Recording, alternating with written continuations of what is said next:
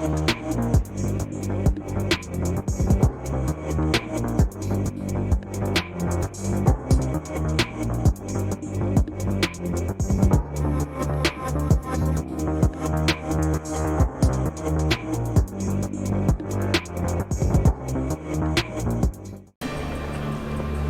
Heathrow, time means money. When the airport runs to schedule, the business profits. But even the smallest complications can cause delays, which carry big price tags. A couple of thoughts for you. Yeah, go for it. One's at gate C61. A couple of floodlights went out on one of our jetties. Right. It's 12:15 on Thursday, and engineers Phil and Alex are being given their first job of the day. Yours, mate? More than you're worth, mate, so be careful with them.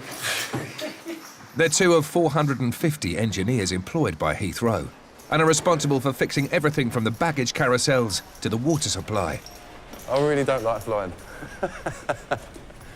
Yeah, I used to love it when I was a kid. You know, taking off, it was like a little bit of a roller coaster ride. But nowadays, I think since getting into engineering, I know, you know, nuts and bolts. I know they can fail sometimes, and it just kind of plays on my mind while I'm in the air. Phil and Alex have been sent to repair a light on one of the 215 jetties that allow passengers to disembark aircraft. Actually, you might as well leave it where it is for now. But the plane requiring the jetty has already started its descent. They only have a small window to repair the light, as an aircraft stuck on the taxiway will cause an expensive backup of planes and passengers. Because the problem we've got now is this stand may be free, but it's only free for half an hour. You got an adjustable? Hi Stan, just Phil from T5 Engineering. We're only going to be about another 5-10 minutes tops. Is that okay with you guys? Are you working under pressure so the airport can carry on running? Makes you thrive sometimes, you know? And I think, for me, I wouldn't say I handle the pressure well, but I just like a bit of pressure put on me. I seem to get results better, you know? Not too much, obviously, but, you know. With only minutes to spare, Phil connects the power. Yeah, lights on, yeah. And gets the jetty light working. But nothing at Heathrow is that straightforward. Nah, 554. Well, we've done the lamp, but we've now encountered another problem. And we've got the air bridge stuck out on the apron.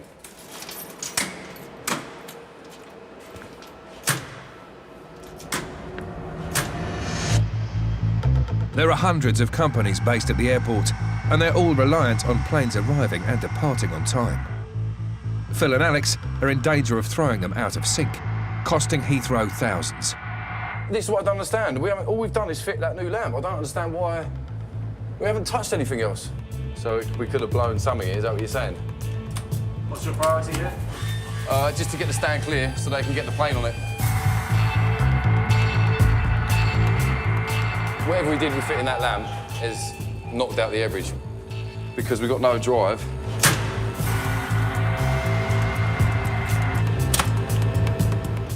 Oh my God. See if we can drive it. That's gone dead again. All right, hold on. Try now. Here we go. Set.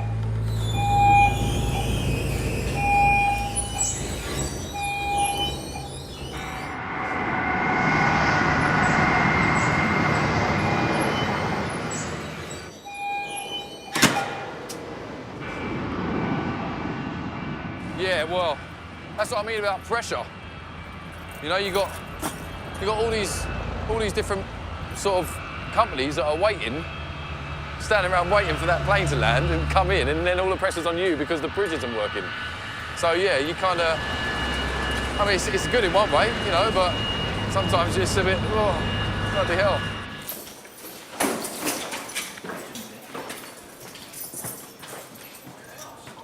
Oh, there was a bit of a panic there. Yeah, a bit of a panic. Bit of a panic. Well, we tried to fix the light, and we've now broke the air bridge. So you give us 5 minutes, and we're going to try really hard to get it back. Not our fault. So glad I picked that job for you. Philippines 720, contact ground 121.7. Speedbird 295, hold position, contact ground 121.850. Over 200,000 passengers pass through Heathrow's doors every day. With a start time of on the hour, I'll call you back then unless it improves. The airport is constantly striving to attract more business. But only having 2 runways restricts the number of flights that can land. Speedbird 556, runway 27 left, clear for takeoff, servicing 340 degrees 10 knots. To solve this problem, Heathrow has invested millions of pounds in helping to build bigger and bigger planes. This Qantas A380 has just landed from Sydney and never fails to turn heads.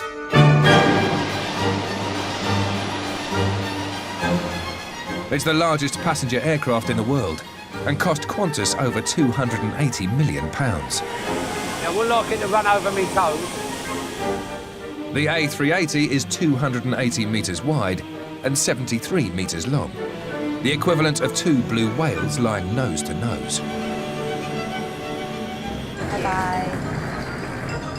Crucially, the huge plane can carry 520 passengers, nearly 100 more than its closest competitor.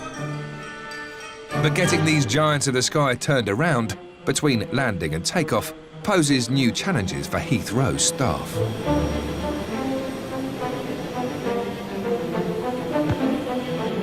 Whoa! Ginger's been handling our bags at Heathrow for nearly quarter of a century. And with the aircraft's 1,600 pieces of luggage, he certainly has his work cut out. When I was a little kid, I used to come up here plane spotting, and my old dad, before he passed away, God bless him, he worked for British Airways. And he got me in here, and I've been here ever since. I love it up here. Yeah, I'll sit there and watch the aeroplanes all day long, it won't worry me.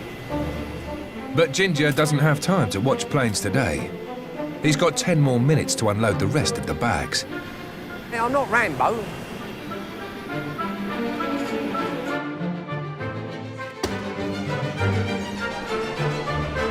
As the bags come off, the fuel goes on. And the A380 is a thirsty beast. Its tank can hold over 320,000 litres, costing more than £120,000.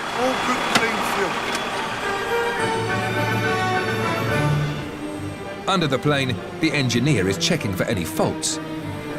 Looking at the any damage on the wings, same as we did on the other side. Anything that's missing, anything that doesn't look right. While an army of cleaners has been dispatched to make sure the aircraft is looking its best. They don't have long. The giant plane is expected to take off again later today.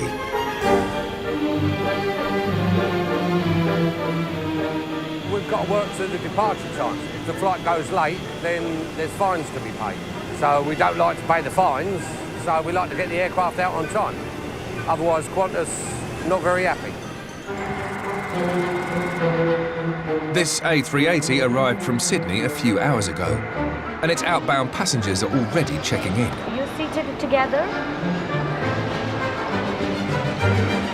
It's the largest passenger plane in the world, and staff are racing against the clock to get it turned around in time for its return flight.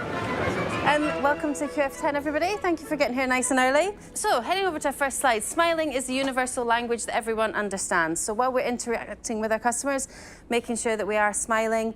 So when you get that chance to recognise somebody back on board, then really make the difference and take the time to engage with them. The aircraft's 21 cabin crew are meeting for their pre-flight briefing. Departure time of 12:35, so nice and busy.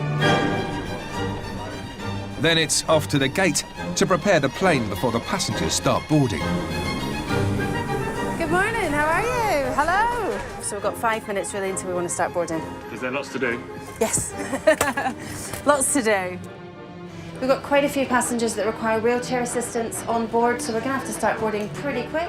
The plane must be stocked with over 40,000 items, including 5,000 pieces of cutlery, 2,500 glasses and tumblers, and 100 meal carts. Putting music, putting the lighting on the correct setting. Let's check the water levels. We're good to go. At the departure gate, Lovely. the A380's hundreds of passengers are starting to assemble. How are we doing, ma'am? We're doing very well. Fueling is up to 50 tonnes. Have they started loading baggage yet? Yeah, they've on the cargo at the moment in the front and the rear holds. Okay. And veteran baggage handler Ginger is busy loading the aircraft's 1,600 items of luggage. And then no wonder why baggage staff get bad backs. Well, this is some poor soul's ashes. I haven't got a problem with carrying someone's ashes. You know, we've all got to go sometime in life. So, God bless you, mate. Hope you have a safe journey. Or lady, whichever. Oh, we'll put you in there. That way you won't move then. That's it. All nice and tight. Jesus Christ.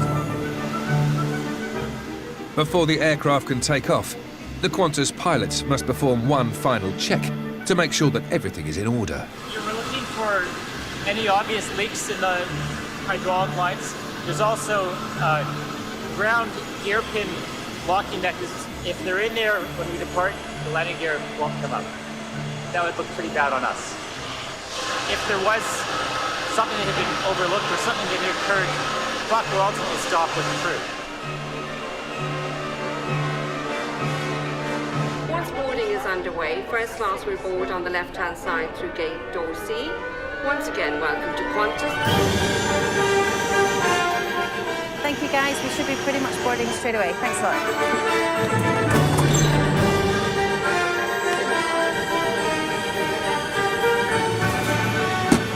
Bye-bye. Thank you, sir. Just first door on the left. Lovely. Welcome. Thank you. That's everybody on. On time.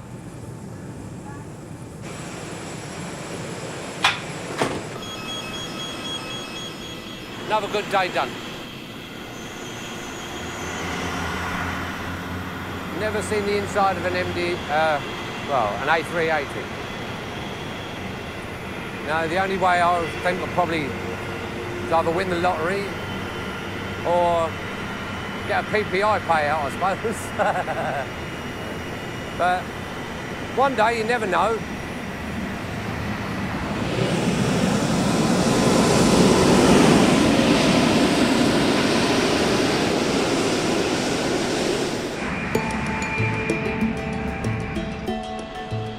Last year, Heathrow received 73 million passengers, and with even greater numbers expected in 2015, the airport is feeling the strain. Heathrow operates at full capacity. Every 45 seconds, a plane either lands or takes off throughout the day. That doesn't happen at any other airport in the world. And the challenges that brings is that if anything goes wrong, then suddenly there's a huge knock-on effect. And there's quite a significant cost to us if we don't get it right. To relieve some of the pressure, Heathrow has spent 4 years and £2.5 billion demolishing and rebuilding a new state-of-the-art Terminal 2.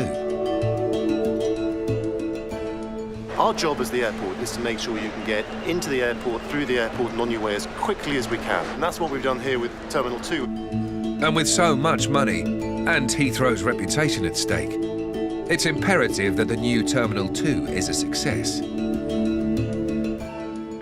This morning, at 1 minute to 6, it will be receiving its first passengers. We're going to be making a little bit of Heathrow history, which is pretty exciting, a wee bit daunting. In the control room, Fiona, the head of passenger experience, is giving her team one final pep talk. We good? Yeah, good to go. So we're just waiting on the first flight now. I'm feeling apprehensive. We're getting the first flight in and the first flight out. That'll be, I think, a bit of a comfort. But to be honest, we want the whole day schedule to go without a hitch. So until 2100 this evening, we've got our 2 last arrivals in. That's the point. I think we can take a sigh of relief. Central's open for business. People are checking in. First flight's in at 5:59, so 1 hour's time. Service team leader Demetrius is looking out for anything that could derail the day's events. Control, letting 1A. There's probably going to be a bit of nerves about, but this is what we've been working for, so... Fantastic. You can't beat it. There she is. It's our first flight coming in, United from Chicago.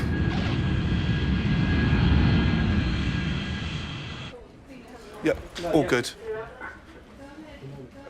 Now the plane has landed, the real test of the terminal is to get the passengers processed as quickly as possible.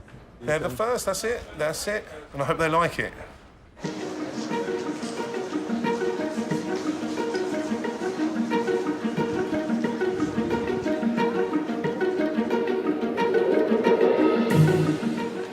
Planes are moving, which is great. The passengers are moving. There's no queues in check-in and the bags are moving. So that's what we needed to happen. So thank you for what you're doing down here. Terminal 2 Service Centre, may I help you? But no terminal at Heathrow can rest on its laurels. We've got the inbound United flight, which is coming in at gate 43. It does mean a hell of a lot to me. I've been here since the beginning. It's fresh, it's a new start for everyone. So yeah, I'd say Terminal 2 will be the best in the world. But as you can see, the terminal's running fine. All we need is one small thing can generate into a massive incident. Anything can happen at the airport.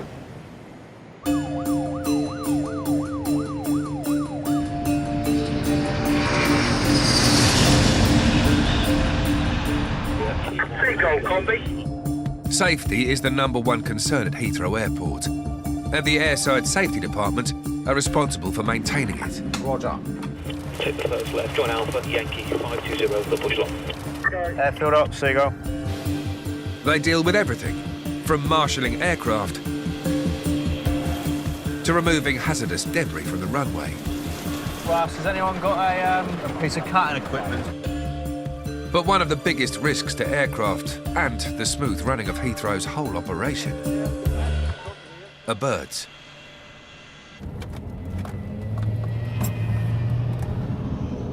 Tower Seagull's entered runway 27 right behind the departing A319.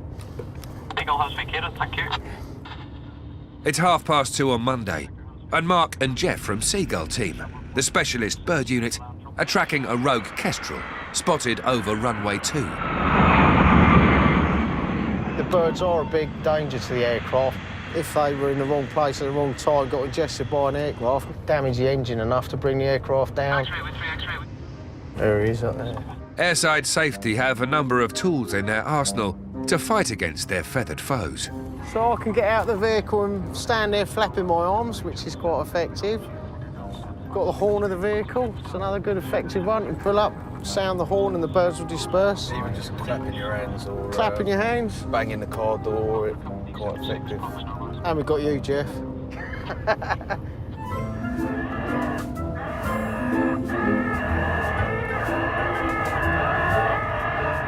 We've got kestrels, falcons, we've got golden plovers. They're all distress calls that have been recorded to disperse the birds. We'll try a falcon. It's a larger bird of prey. See if we can disperse them using that.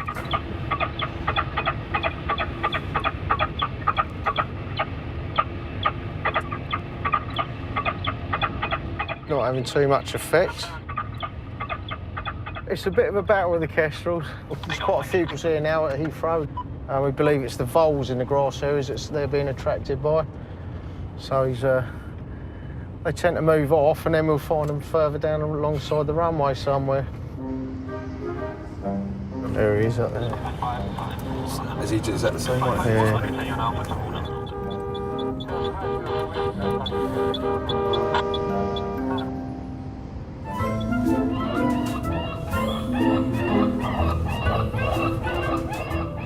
It's a cat and mouse game at the moment. Keeping the airfield moving is our biggest task. Minimise the impact on aircraft being held up, but in a safe way.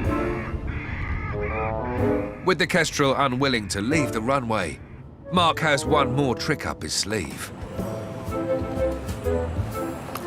His trusty starting pistol.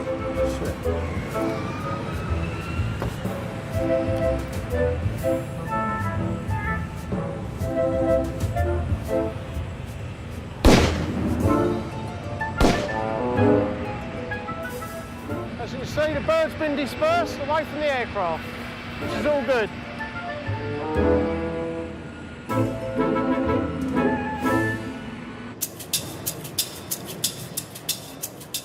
Back in Heathrow's recently opened multi-billion-pound Terminal 2, the news isn't good.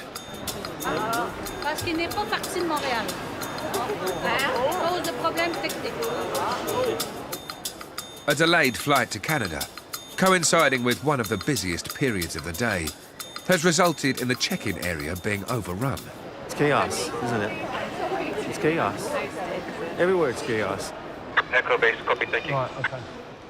Demetrius has been dispatched to deal with the unhappy passengers. Right, so you need to check in on the self-service machines, Yeah, get we your tried baggage that, tagged. it didn't work. So then you stand here and wait for you to go to the check-in assistance desk, just behind this gentleman here. Thank you. The new high-tech machines, which allow passengers to tag their own baggage, are also meeting some resistance. Right, you need to go to the self-service machines. No, I don't do them. You have to, sir, otherwise you can't get your bags checked in. I don't want to. I want to get on the ruddy plane. Yeah, so you need to get your bags tagged, otherwise your bags won't make it. So you need to get bag tags, boarding cards. Yeah, so try and use the machines to check in. So pretty simple step. But with passengers still disorientated and financial penalties looming, Demetrius breaks out his secret weapon.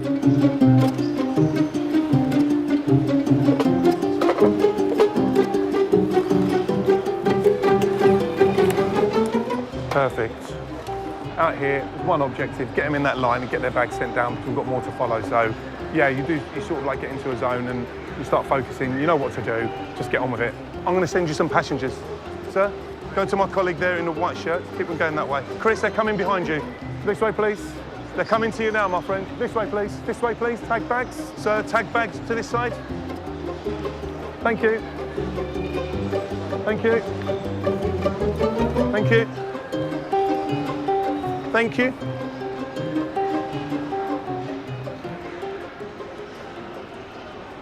Day in the life in Terminal 2. With constant pressure to keep the airport moving, Heathrow's 81 kilometres of internal roads and tunnels are busy with hard-pressed workers. The airport tries to maintain a balance between speed and safety by imposing strict speed limits. It's just to ensure people slow down is the aim of the game, not out to catch anyone in particular. I'll see you down there, mate. Enforcers Dan and Steve are on their daily hunt for airport drivers who are tempted to break the rules.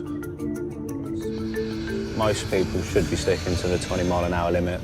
There are some people here who will always try and break the rules, but that's what we're here for. What we'll do, Steve, is we'll pull them in that lay-by. Yeah. So hopefully we get a bit of joy. Might have one. 21, 22, 24. It's the same as outside, but these points don't have any effect on your outside licence. And what it does have an effect on is possibly your job. It's a hard world. We had loads here the other night. Absolutely loads of them. It can be funny how quickly word gets around. Phone calls will be made to offices just to say we're out and about. Dan and Steve take their hunt for speedsters to a notorious stretch of road on the other side of the airport. Much busier here.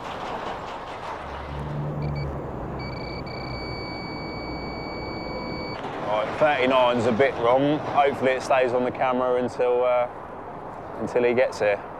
Afternoon, sir. Speed limit in the tunnel? 39. Airside driving permit and blue pass, please. With their first ticket in the bag, business really starts to pick up. Number 2. Speed limit on the airside right? 20, isn't it? 36 and going, but I took the finger off. All right? 36 miles an hour. I do feel for people. There's always a finger of blame to point at someone. If an aircraft's late, you are under a lot of pressure, and the last thing you need is someone in a high-vis jacket pulling you over, telling you that you've gone 6 miles an hour over the speed limit. But I've seen videos from the police say 6 miles an hour can make all the difference when you go into someone's. He was not a happy bunny. He thinks we should have better things to do. Hey? He said he thinks we should have better things to do. And why have we picked on him when we've let so many other people go? But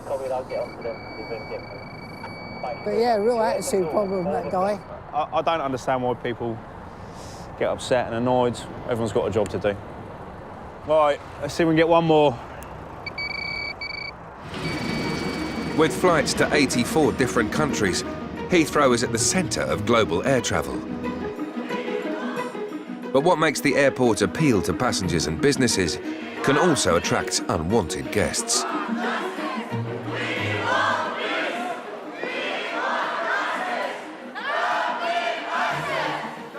It's midday Tuesday, and protesters have turned up in Heathrow's new Terminal 2 to demonstrate against the terror group ISIS.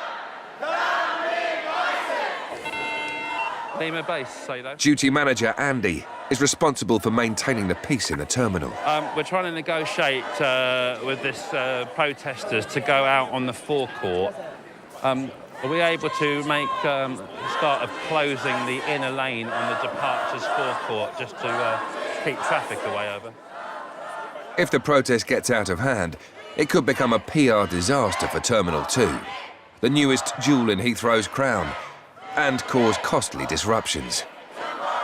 Why Heathrow? Because we know that lots of people from around the world actually come in and out of Heathrow. We wanted to get our voices heard to those people.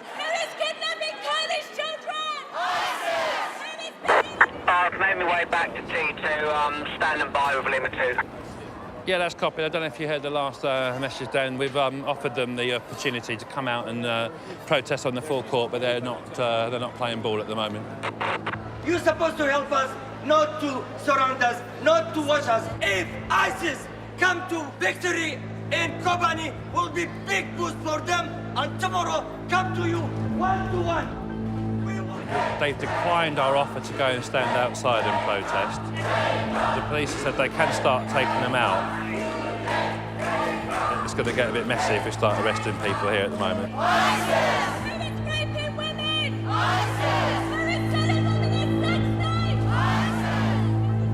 Heathrow doesn't allow protests in its terminals and can eject demonstrators. And he has a difficult decision to make. What I would suggest is to leave them where they are now. I don't want to have anyone being dragged out of the terminal or being arrested.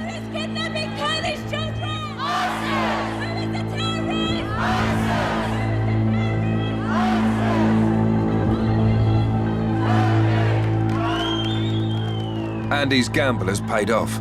The demonstrators leave peacefully of their own accord. Okay, thank you.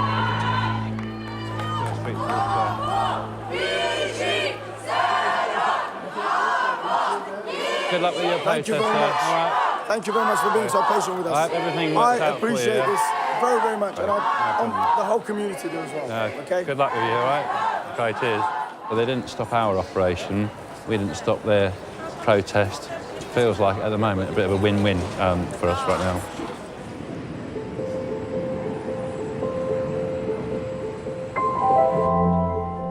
Speed 115 straight ahead, hold shuttle link 13.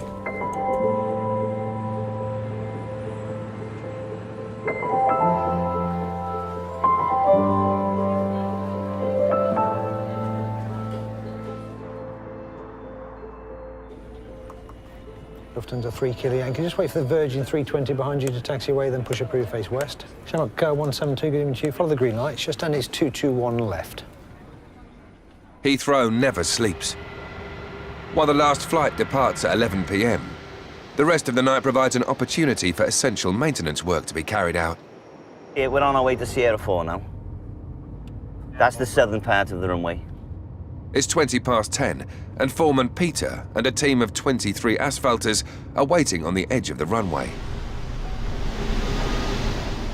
They work for a private firm hired to resurface a large section of the runway and need to be finished by the time Heathrow's first arrival lands in the morning. We can't actually access the runway until the last flight is out. Time is the most important thing. If everything goes right, you usually got an hour to three-quarters of playtime. But it isn't just the clock that Peter and his team are up against. Just the hint of rain it's a no-no. It's a stop then. It's in the hands of God, really. Speed 256, follow the greens, hold short of Delta, stand is 561. As you can see now, we're all ready to rock and roll.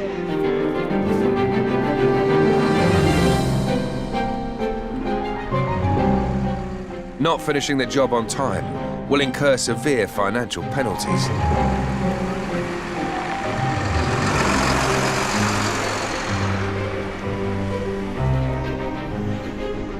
When we got on at 22:45, we should all be wrapped up around about 4 o'clock.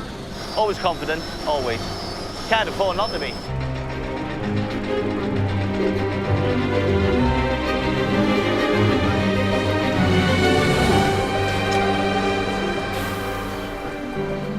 In their 6-hour window, the team must lay over 285 tonnes of asphalt.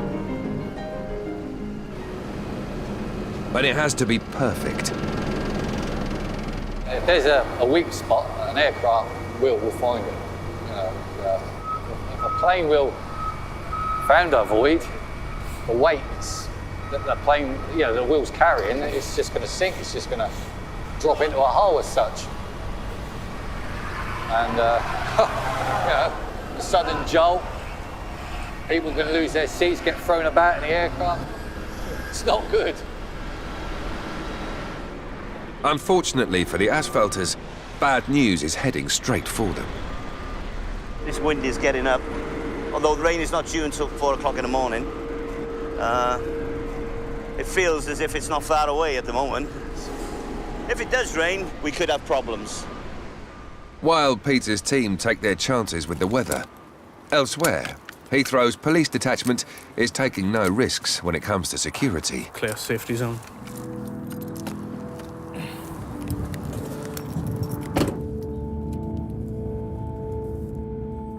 The airport becomes a different world at night time. It's just got a different feel to it, really. The whole night is different, I think. The airport's 24 hours. It doesn't close down. You know, it's not like other airports where they lock the doors. There's a hell of a lot we don't know. I mean, there's so much to Heathrow. It's just massive. It's huge. And there's still lots and lots that we don't know. There's still roads that we don't know. You know, every day you're finding a little door here. Where does that door go to?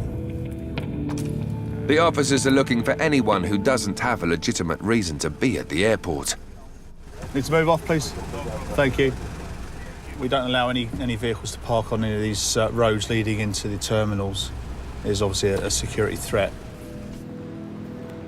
Their patrol includes a sweep of the terminals, which, unlike the runways, remain open all through the night.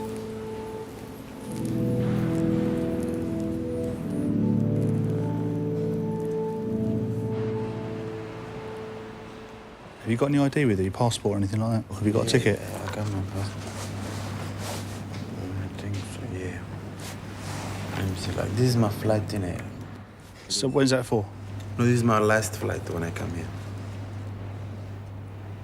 So you came from Stockholm? Yeah. And what's the purpose of the visit? For me to go around and shop. All That's right. why I come just to wait. And tomorrow I go around. In the day is okay, but the night I don't want to be there. I was in city center, but I just come back because I was like, it's better for me to be here because I don't know it's not safe to be there. All right. Where did you sleep last night? Last night I stayed in the city center because I go around in Victoria Station just to wait, like, so when I go home. Okay. Are you homeless at the moment, mate? What do you say? Are you homeless at the moment? No, I'm not. Okay. Keep your head down. Make sure you clear your rubbish up. Get out by no 6 and everyone will be happy. All right? Yeah, okay, no problem. Okay? Yeah. All right. Do get a lot of people that are homeless, haven't got anywhere to sleep, really. They do bring with them their own suitcases and bags with the intention of looking like a bona fide passenger. It does attract a lot of homeless people. It's warm, it's dry, there's facilities to use, and if we can assist them in any way we can, we will. But obviously, it is an offence against the Heathrow bylaws, which we are here to enforce. Are you homeless? No, really. Have you been in contact with any social services at all? No. You got money with you? Not yet. You haven't got any money? No. Where'd you sleep last night? Here? No, no, it's not with me. No, hostel. You don't believe me?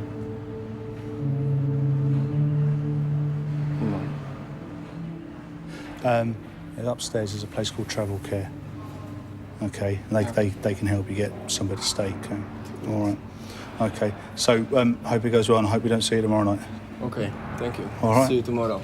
Well, no, I hope I don't see you tomorrow night. Oh, thank you. Yeah? All right. See you guys. All right. A lot of the time they're just left to have a little sleep and then sent on their way. Now, those are the guys that are pretty much okay. It's the ones that sleep amongst all the other passengers. Sadly, a bag occasionally goes missing, and those are the guys that we've got to look for. It's gone midnight at Heathrow, which means the appearance of a number of employees who only come out at night. Mary has a big task to complete before the airport can open for business. I mainly take care of all the chairs in the airport. Getting them done on time is the big thing. We've got to be finished this all by 4:30, because customers start coming before 5 o'clock. How many chairs do you clean in one shift, Mary? Oh, now, I couldn't even tell you that, darling. I never count them as such. I never have time to count them. I just keep going like this. It's very important, actually.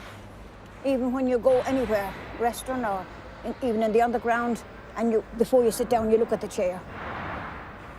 So we try and keep them all looking good. It's nice when you see them done. Job satisfaction, you know, when you've got them all done and they look nice. And when you have no complaints. That's the best part.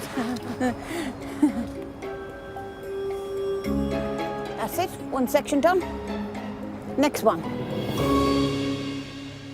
While Mary continues her work inside, outside the terminal, the runway is being resurfaced by a team of asphalters, overseen by foreman Peter. We get them out of this area now. Let's go up there somewhere. It's 2:30 a.m, and they need to hand back the runway in time for the first plane to land. Or there'll be heavy fines to pay. But their worst fears have just been realised. Well, as you can see now, it's starting to rain and it's getting heavier. The rain was forecast for 4 o'clock in the morning, and it's come an hour and a half earlier. Weather's weather. Can't help it, can we? Rain stops the asphalt from sticking to the runway and can create dangerous cracks in the surface. But with the top of the runway already exposed, the asphalters must fill in the hole before the rain gets any heavier. This is when all their skills come into action. Fingers crossed.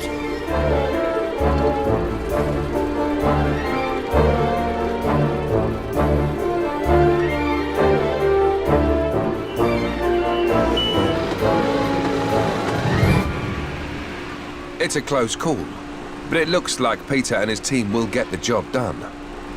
I think we've beat the rain. We're nearly finished. It's just a matter of just cleaning up operation now. Get the white lines on. That'll be it. I'm going to go home now, have a shower, cup of tea, and see the wife off to work. Now all the workers must clear the runway. The first arrival of the day is already making its approach. Got 2 Mike, thank you very much. Hold position and contact ground 121.7. So with 295, start time of 1256. I'll call you back then unless it improves.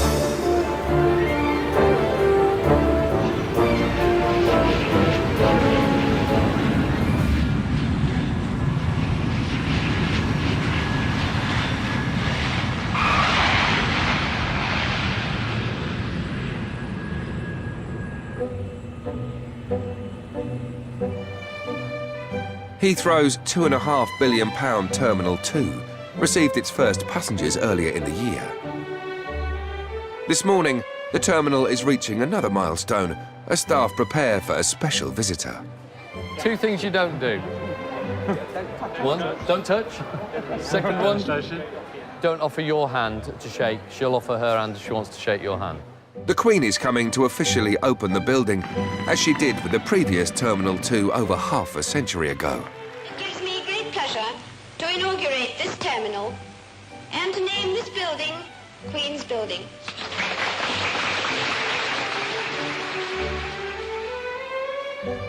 Right, okay, good morning everyone. The plan is to just provide you with a brief of where we are with the celebration event. Fiona, the head of passenger experience, and her team are putting the finishing touches to plans for the day's events. We're talking just short of 1,000 guests coming for the event today. Really pumped, really excited about this. Oh, what a view. So the Queen will walk in this way. This is the way that her route in the building. And then she'll move in through here. She'll need to line up here, and then the Guard of Honour will, if you like, direct her round.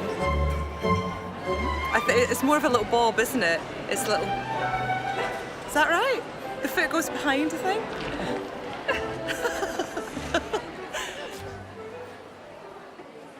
You just need to come up to the Queen because she won't come to you. On such an important day for the airport, Heathrow's CEO, John Holland Kay, has an additional reason to be proud. Thank you very much. I've got my two daughters, and the younger one, Emily, is going to be presenting the posy to the Queen. And this is something that we did 59 years ago when the first Terminal 2 was opened. And the daughter of the airport's minister gave her a posy. And so we're repeating that. We're doing a rehearsal because I'm gonna give the Queen some flowers. Do we look evenly spaced? Are we a decent line-up? We're a bit ragtag and bobtail?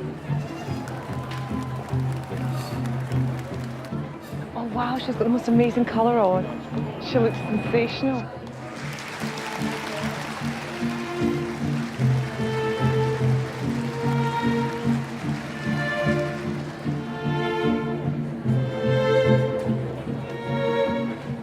This really is a statement of ambition, to create at Heathrow one of the world's best airports.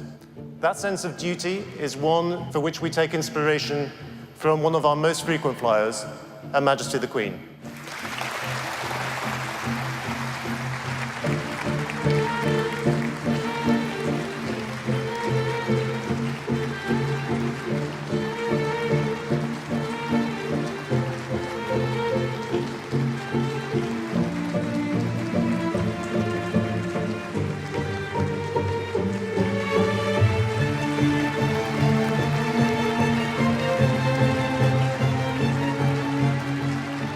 She was as cool as a cucumber. She's completely unfazed by meeting the Queen.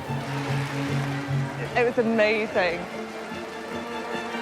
I felt a bit wobbly when she walked in because it's just such a moment, isn't it? Well, 60 years ago, no one could have predicted where Heathrow would be now, just the size, how important aviation is. So you can't forecast exactly where we will be in 60 years' time. But I think if we can ensure that Heathrow is still the leading airport in the world, that is a great legacy for us to look forward to.